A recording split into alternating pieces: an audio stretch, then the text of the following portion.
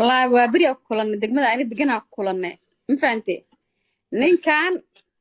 أنا مع المركة جورجين وحاجرت أنا هوشة مع النوك ترتري ما فهمت أنا هول إسكاس جورجين ساكبرت ضيحة مقطع صح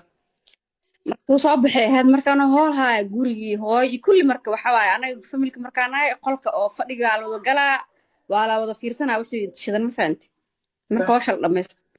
صح marka ani hawsha ku dambeeyay dadka dhan filimkay daawanayaan markaas waxa la ala farxiyoy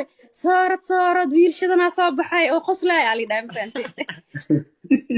هي ani marka hoolahay moogtaa hool adaga ku jirciilahay oo soo orday هي xariifkaan oo argasuudka كويس suud aan si ka weyn wada fahanti waa fiiriyo war naga tag waxa ma noo soo wicisin naga tag cunuga xunka igu ciisi فوش حن راعي waxay waxara war naga wada cunuga foosh xuma igu wacdina dhaawshii soo deen waa hooshidi waa u noqday adi waxa ka soo wareegtay xoogo muddo 2 isbuuc ama markay soo gabar saaxiibana gurigeeda maalin ay joogay qol iyo barsaal la Soomaalida daadi faansantahay ma aqaani waxa jir guri waagi hore dhismihii hore qol iyo barsaal la qolkii dhaxdinay albaab furan leh ma fahanti سفيع قولكي انت مركو يا قولك جيفكو كل برسل الباب كله سوق الباب كله اسمه فرن باجره ha marka gudaha qolka jiifka heestiisa magal lagu dhageysanay ma fahanti Heestii ugu horreysay. marka gabadha sheekaysanayna marka heesta qofka dhageysanay uu soo ceshanay maanta oo dhan saayida loogu soo cesho marka maskaxda iga qabsa waxa jira wax marka sheekadiyada laakiin heestiya aad maanta dhan loogu soo ceshanay waxaan rabaa marka heestan yaa qaadooyo wiil had soo baxay waa odayaxdal nur shal dhahay itusaan dhawa arkaya Kembo waa xasuusaa shiinees telefoon oo bluetooth ka liigu soo tuuray fahanti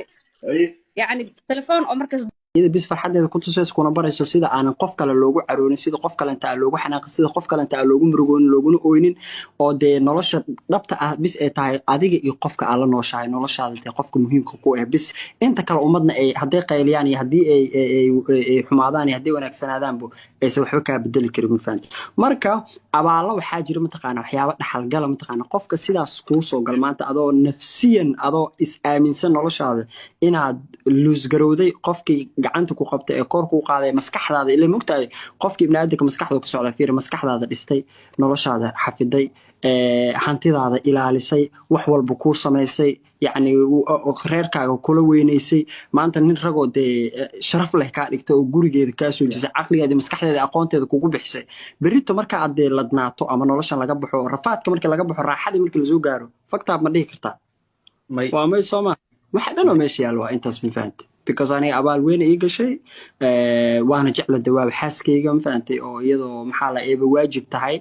haddana taqaana waxyaabo ma taqaana oo waxay ii raacisay oo labada qof inay waxa qof kale haduu ku sameeyo lugaha ka dhunka leed ma fahantay oo ibn aadan abaal ku galo ma fahantay